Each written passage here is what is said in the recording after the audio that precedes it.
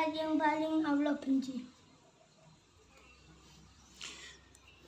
Tempat yang paling Allah benci, ya. Tempat apa itu dulu? Nah, tempat di bumi apa nih? Ini akhirat. Bumi. Nah, di bumi pasar. Tempat yang paling Allah benci itu, ya gak paling sih. Ini tempat yang diam, tapi sebenarnya ada tempat yang gak diam, tapi dibenci Allah. Apa itu? Tempat maksiat. Jadi di mana-mana, misalnya di pen ono wong main biliar tapi nganggu totoan duit. Nah, itu tempat maksiat. Berarti dibenci sama Allah. Terus misal di mana ada wong ngombe-ngombe mendem. Nah, tempat itu dibenci sama Allah. Itu kalau tempat yang bergerak. Artinya tempat yang dipakai orang untuk berbuat maksiat. Tapi kalau tempat diam, ganok gawe ini tempat itu kok dibenci. Itu adalah pasar. Pasar itu kenapa dibenci? Karena di situ banyak setan. Loh, apakah di masjid tidak ada setan? Ada, tapi tidak sebanyak di pasar. Kalau di pasar, penjual bisa membohongi pembeli. Barang elek diwara api, barang lawas diwara anyar. Gitu. Oh, niki sae niki. Sae. Wah. Tibake ditutupi, bolonge iku ditutupi. Ya ditutupi drijine niki sae niki. Ditutupi cek gak ketok bolonge. Jadi banyak penipuan-penipuan, artinya banyak perbuatan yang dilakukan orang-orang karena tergoda oleh setan. Makanya tempat yang paling dibenci adalah pasar. Ya. Siapa nabi yang dapat berbicara langsung dengan Allah? Namanya Kalimullah. Sebutannya Kalimullah. Namanya siapa? Nabi Musa alaihi salatu wassalam. Nabi Musa itu diberikan kelebihan. Nah, masing-masing nabi itu punya kelebihan. Masing-masing nabi punya kelebihan. Itu Nabi Adam Nabi Adam diciptakan langsung dengan tangan Allah, tidak melalui proses kelahiran seperti anak yang dilahirkan oleh ibunya, enggak seperti itu. Nabi kan langsung Nabi Adam ya. Nah, terus yang nabi-nabi lain, nah niku semuanya pokoknya diberikan kelebihan oleh Allah. Terus nama kelebihan itu namanya apa? Mukjizat. Jadi mukjizatnya Nabi Musa adalah bisa bicara dengan Allah. Itu hanya salah satu. Yang lain banyak. Dari tongkatnya itu bisa membelah lautan. Kemudian apa? Menjadikan warna merah. Ini apa? Apa didadekno merah? Itu memang jenenge lautnya merah. Kenapa disebut laut merah? Karena di situ banyak darah. Darah siapa? Darah orang-orang Fir'aun dan anak buah itu loh. Bukan laut sebelumnya, laut nggak ada namanya itu laut merah, nggak ono, banyune biru biasa.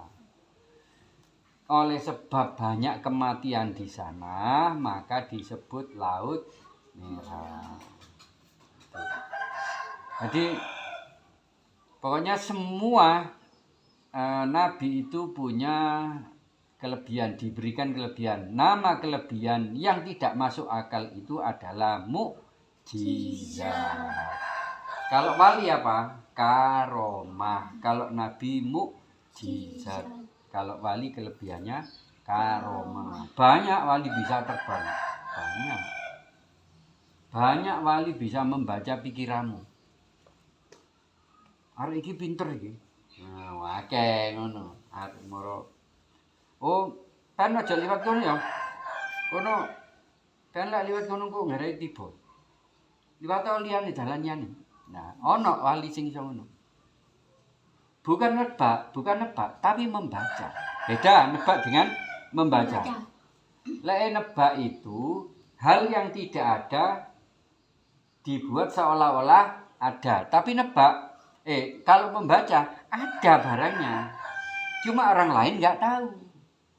Itu namanya membaca. Nah, ada barangnya. Barang apa? Misalnya di sana ada lubang yang tertutup oleh daun jati. Nah, kalau kamu lewat sana keblowok nanti. Nah, maksudnya itu. Tapi orang lain nggak ngerti kalau di situ ada lubang yang tertutup daun jati. Nah, wali ini tahu. Gitu loh. Padahal nggak melihat, koyok-koyok dengar. Ngerti? Ono mlentreng. Ojo nang mlentreng. Engko kepreset lho.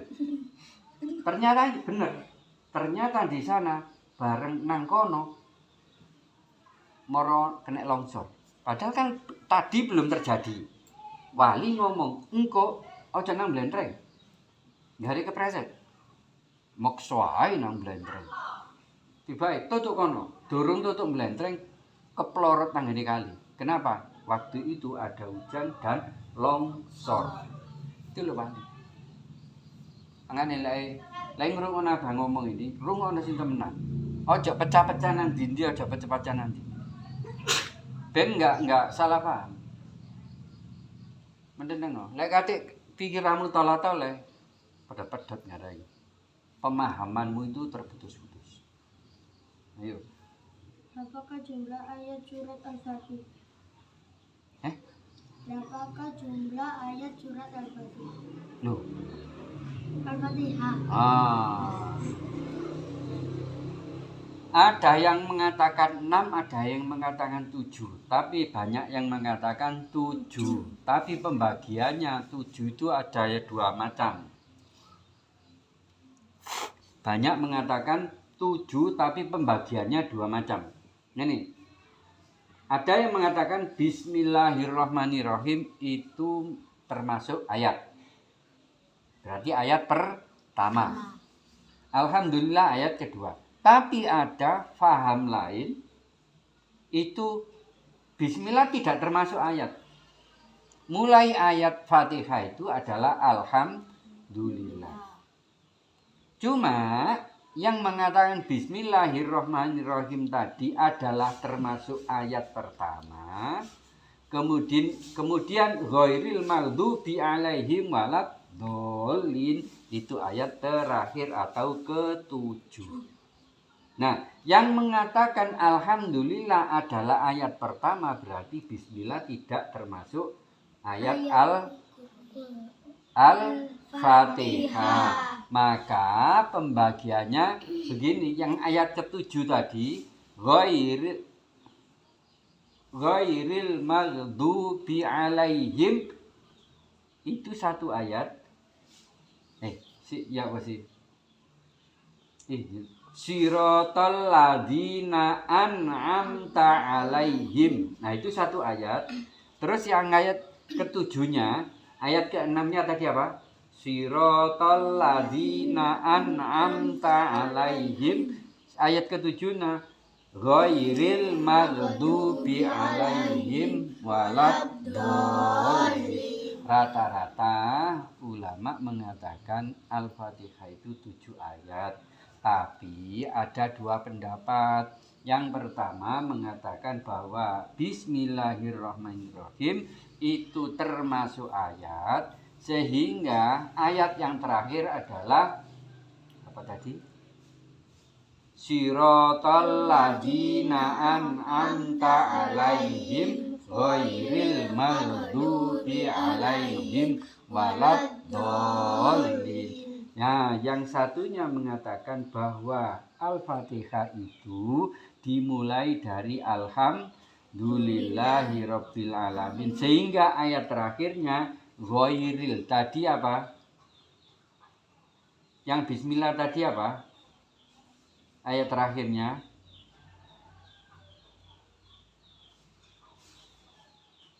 Ayo, lho ya entas diwaca lali ya. Nah, sirotol yang bismillah, ayat terakhirnya sirotol ladzina an'amta alaihim, yang mengatakan alhamdulillah itu ayat pertama, yang terakhir berarti ghairil maghdubi itu. Sama-sama mengatakan 7 tapi beda memulai dan akhirnya. Ayo, dah. Berapa surat di Al-Quran? 114 surat. Semuanya 114 surat. Dimulai dari surat Al-Fatihah. Yang kedua Al-Baqarah. Yang ketiga Ali Imran. Yang keempat An-Nisa. Yang kelima Al-Ma'idah, yang keenam Al-An'am, yang ketujuh Al-A'raf, yang kedelapan sebelum surat itu Al-Anfal, yang kesembilan surat Taubah, terus sampai Al-Falak, terus yang terakhir An-Nas. Qul a'udzu birabbil falak itu 113, qul a'udzu birabbin nas itu 114. Jadi jumlah ayatnya 114. Jika kita kejatuhan cicak, apakah kita akan sial dalam sehari? Itu kalau kita kejatuhan cicak, apakah sial? Nah, itu kepercayaan. Tidak boleh dipercaya. Itu kepercayaan orang-orang yang akalnya pendek, yang tidak punya iman kepada Allah. Kalau ada orang Islam sholat tapi sih percaya macam-macam gitu, berarti dia syirik. Masih percaya kepada kekuatan selain Allah. Nggak boleh. Harus percaya kekuatan itu hanya milik Allah. Yang membuat orang itu celaka masa cecek, ya kan? Nah,